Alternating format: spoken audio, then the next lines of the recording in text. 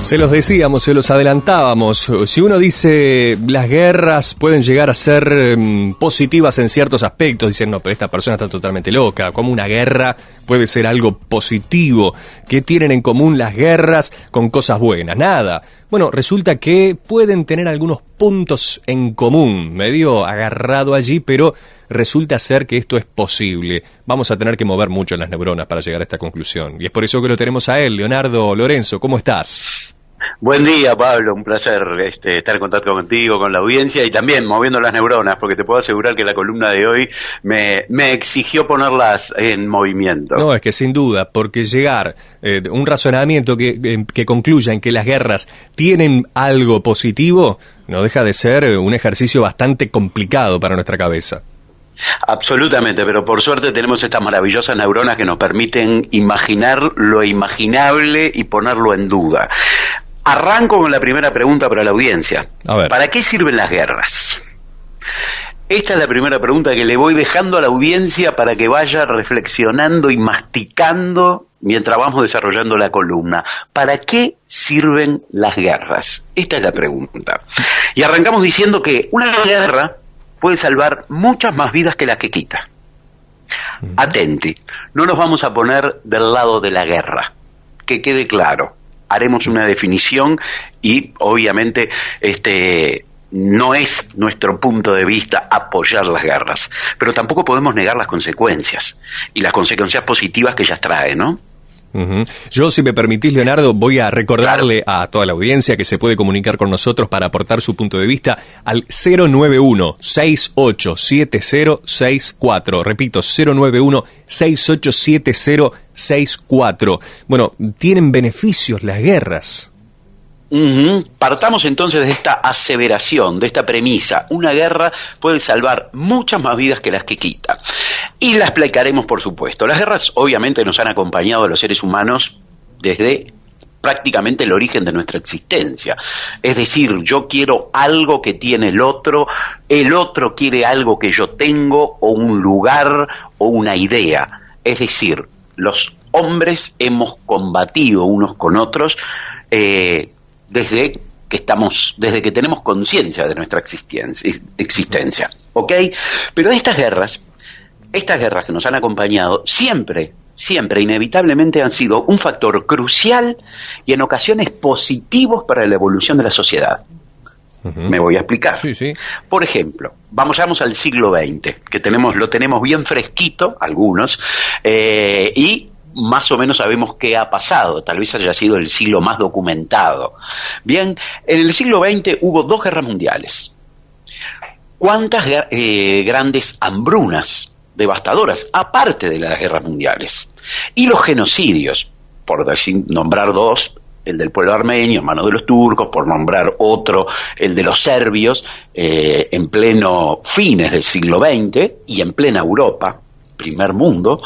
A todos estos, las guerras mundiales, las hambrunas y los genocidios han causado entre 100 y 200 millones de muertos. Estamos hablando únicamente de los muertos. Seguramente haya una cifra exacta o superior de personas con secuelas para toda la vida, ya sean físicas u emocionales, y de familias absolutamente destruidas. Esto es clarísimo, por no entrar en la destrucción material, ¿verdad?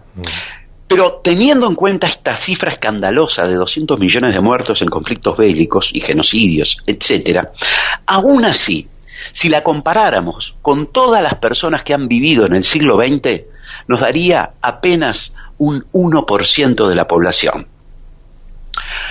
Obviamente, estamos hablando de números, los números son fríos y las tragedias son todo lo contrario. Pero si comparáramos este siglo XX, recién pasadito, con el siglo XIX, podemos asegurar que quienes vivimos en ese siglo XX tuvimos 10 veces menos chances de morir en un conflicto bélico que los que vivieron en el siglo XIX. Es decir, las guerras provocaron un mundo mucho más seguro, un mundo mucho más pacífico como consecuencia. Es difícil de entenderlo esto, ¿no? O sea que las guerras, en definitiva, llevan o traen mayor seguridad o mayores beneficios. ¿Cómo se puede explicar eso? Absolutamente. Y acá vamos a empezar con un término que también provoca generalmente una pregunta, que es, ¿qué son las guerras productivas? ¿Por qué una guerra puede ser productiva? Y fíjate vos, obviamente la guerra es un asesinato en masa, inentendible, absurdo, sangriento, donde se benefician relativamente pocas personas. ¿Ok? O sea, nuestra definición de la guerra es un asesinato en masa, pero han tenido un efecto secundario positivo a largo plazo que ha hecho que el mundo esté más seguro. Por supuesto, gracias a los conflictos armados se logró crear sociedades mucho más organizadas. Los ejércitos generalmente, cuando triunfan, incorporan a los perdedores en sus sociedades. Esto lo hacían en el hemisferio norte. Cuando los europeos llegaron a Estados Unidos, no los destruyeron como hicieron los españoles y portugueses con los indígenas en América del Sur. Los incorporaron. Obviamente la sociedad norteamericana, hoy por hoy, podría en algunos momentos considerarse como un ejemplo. Por lo tanto, cuando un ejército triunfa, un ejército conquista, lo que quiere es cobrar impuestos y terminar con la violencia interna. Es de lo que viven los ejércitos, es de lo que viven los gobiernos. Y es mucho más fácil gobernar y cobrar impuestos a ciudadanos pacíficos que a individuos desbocados. Por lo tanto, las guerras, luego de terminadas, provocan grandes periodos de paz, grandes periodos de riqueza económica de los países. Por no hablar, y todavía no entramos en ese tema, de los avances científicos que hoy por hoy, que hoy mismo, en este momento, están salvando vidas gracias a la guerra. Sí, o sea que es un tema de la dificultad de convivir, primero que todo, que hace que estos conflictos se puedan llevar a cabo, y al fin y al cabo no termina siendo la humanidad de rigor, ¿no? Necesita un golpe de estas características para después poder tener un largo periodo de paz, de tranquilidad y de armonía. Es una locura. Absolutamente, absolutamente, pero es la manera que hemos encontrado hasta ahora. Si no hubieran existido las guerras, como sociedad estaríamos bastante más atrasados. Insisto, no defiendo la guerra, pero tampoco niego las consecuencias. Si yo te digo guerra, ¿qué imagen se les viene a la cabeza? Y uno se imagina un campo de batalla, allí, combatiendo, campo de ¿no? batalla. Lo primero. Armas, ni que hablar. Sin duda. Muerte.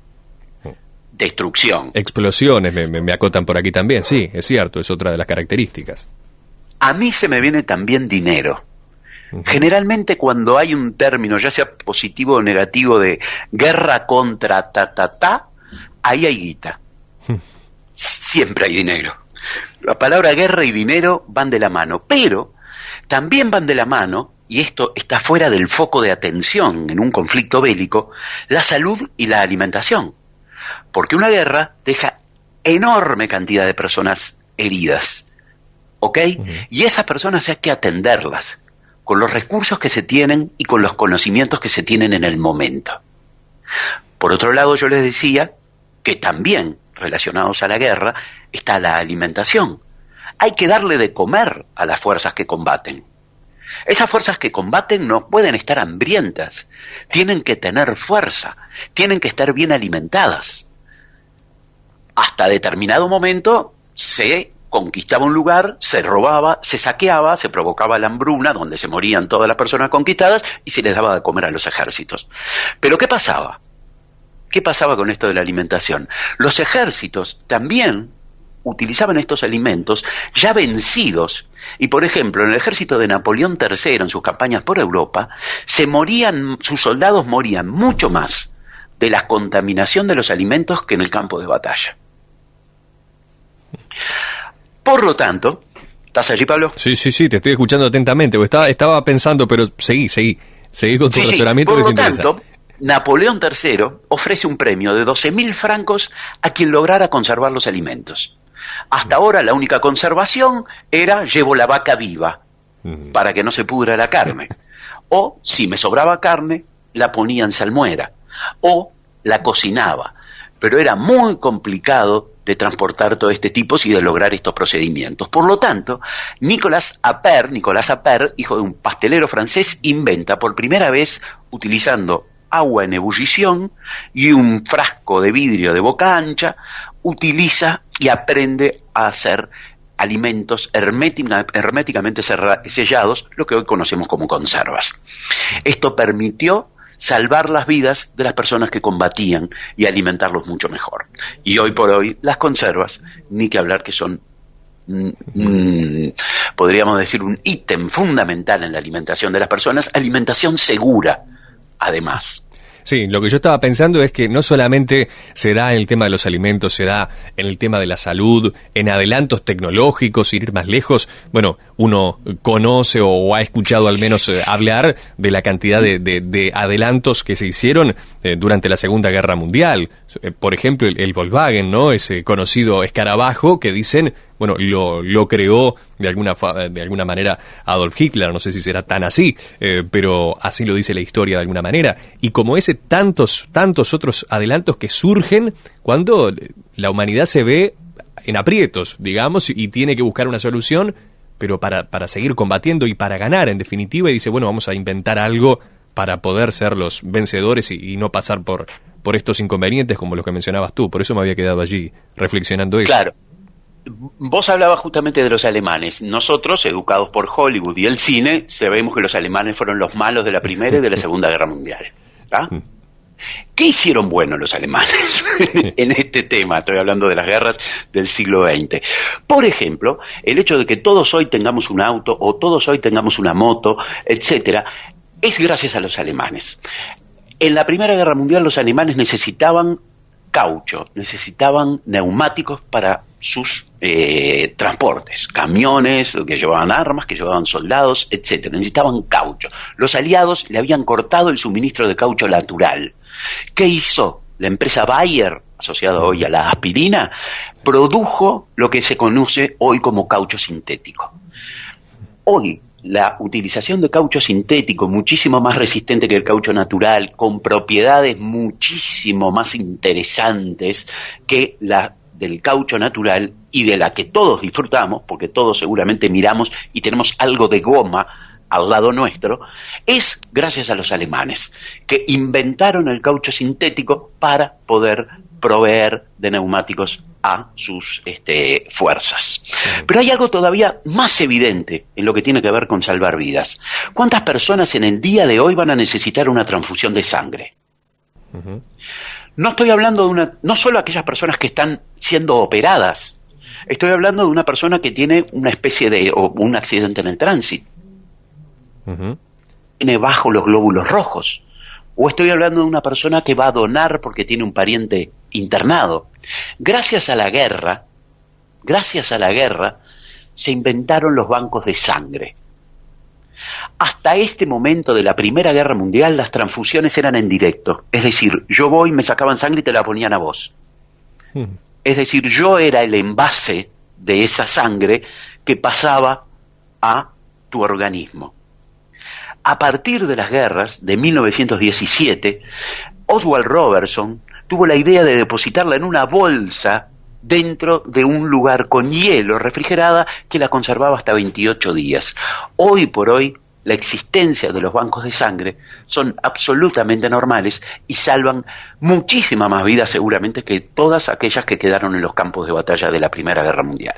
Increíble. Leonardo, por aquí nos están comentando por medio de WhatsApp, que lo repito es 091687064. Dice, buenos días, el GPS me parece que se inventó en las guerras. Saludos, Alejandro. Dice, bueno, nos salva vidas, pero bueno, que ayuda y mucho también en el día a día. Es otro de los inventos que, según Alejandro, puede ser también que haya sido inventado en tiempos de guerra.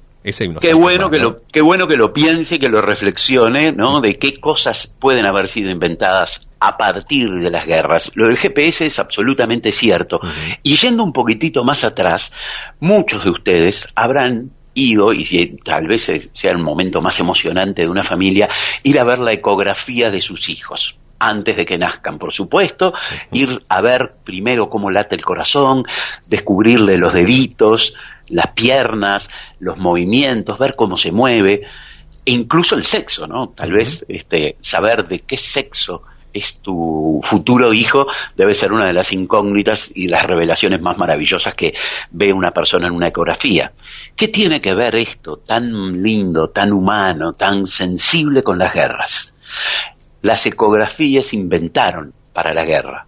Se inventaron para la Primera Guerra Mundial para detectar a los submarinos que empezaban obviamente a ser indetectables. Ya no había los estoy viendo, no había telescopio que los pudiera ver o que lo pudiera registrar. Para eso, entonces, se inventa el sonar, ¿no? Una especie de mecanismo que provoca determinados pulsos que rebotan en el objeto. Ese rebote es registrado por determinadas antenas y hoy por hoy uno puede ver la imagen, en este caso, de un niño en la Primera Guerra Mundial de un submarino. Es increíble, ¿no? Cómo aparentemente, según lo que estamos charlando, yo me pregunto, no sé si es que el ser humano es tan malo que inventa cosas para la maldad, o por otro lado, porque no quiero ser tan pesimista, pienso en momentos de guerra en la que uno tiene que ganar, sí o sí, ¿verdad? Y que está en juego también la vida de las tropas y demás, pone todo el empeño y la fuerza para poder encontrarle soluciones a las cosas y esas después quedan para el día a día. Quiero pensarlo de esta manera, ¿no? Absolutamente. Mirá, yo, que quede clarísimo, lo dije al comienzo y lo voy a repetir ahora en el final. Estoy totalmente en desacuerdo con cualquier tipo de guerra. No combatiría en ninguna guerra. Esto, que quede claro, la guerra es un asesinato en masa. Pero repito, no podemos negar las consecuencias. Aquellas personas que provocan las guerras, aquellas personas, autoridades, gobiernos, asesinos, traficantes, todas esas personas que provocan las guerras, nunca intentaron ayudar a la humanidad. No dicen, se necesita determinado tratamiento médico, vamos a provocar una guerra. No dicen, se necesita determinado adelanto tecnológico o un adelanto en la alimentación, vamos a provocar una guerra. No. Lo que les interesa a esas personas es destruir al enemigo, con razón, sin razón, como quieran. Pero la intención de una guerra es eliminar al otro, o quedarme con su riqueza, o terminar con sus ideas. Esa es la finalidad de la guerra, destruir al enemigo. Pero no pueden evitar las consecuencias positivas que las guerras tienen. Hasta el más abyecto de los seres humanos, Hitler, por poner el ejemplo, el arquetipo, no podía evitar hacer el bien, aunque fuera sin querer. Bueno, eso es una linda lectura del ser humano, ¿no? Que está irremediablemente destinado a hacer el bien, podríamos decirlo así, nos quedamos todos contentos, más allá de las cosas malas. Claro, y uno piensa, y esto para concluir, estábamos cuando, y tú muy correctamente decías que piensa uno cuando piensa en la guerra, y uno decía campo de batalla, explosiones, muertes. Hay también otros tipos de guerra, bueno, cuando se hablaba de la Guerra Fría, también era otro tipo de guerra, de alguna manera, o al menos en un principio, ¿no? Y en ese marco también, en donde uno podría no ver tantas pérdidas humanas y demás, y no deja de ser una guerra un poco más intelectual, también en ese tipo de guerras pueden llegar a surgir muchas cosas interesantes. Esa me gusta más, ¿no? Porque allí, bueno, no tendríamos tantas complicaciones, sería más una guerra de inteligencias, ¿verdad? De ideas o, en fin, para poder llevar a cosas buenas. ¿Qué te parece? Gracias a esa Guerra Fría es que podemos estar hablando a través de Internet. Claro. Que obviamente fue un invento para los militares estadounidenses y que hoy ayuda a salvar una enorme cantidad de vidas. Y déjame decir otro avance gracias a las guerras, las cirugías estéticas. ¿Cómo es eso? Sí, obviamente había personas que perdían sus miembros, que perdían los párpados. Se considera que la primera cirugía estética que se realizó fue en la Primera Guerra Mundial a una persona que había perdido los párpados. Por lo tanto, no tenía manera de cerrarlos, en fin, dormir, etcétera, etcétera. A esa persona, Harold Gillis, así se denominaba, la primera cirugía estética que tenía que ver con darle o hacerle un injerto de piel que le devolviera los párpados. A partir de allí, reconstruir rostros, reconstruir cuerpos, esto fue un camino de ida. Increíble, ¿eh? Bueno, hasta eso llegamos, hasta las cirugías estéticas. Eso. Qué increíble todo lo que nos puede llevar la guerra, algo tan malo que a veces, bueno, logra dejar cosas positivas. Leonardo, como siempre, muchas gracias por estar y bueno, quedará allí la oportunidad para que la audiencia y nosotros también, porque digo que después que tú te despedís nos quedamos aquí en la interna charlando y preguntándonos, moviendo las neuronas, de eso se trata. De eso se trata, Pablo. Un abrazo grande para vos, un feliz Día de las Madres para todas las madres de la audiencia, las que son y las que están por serlo. Un placer.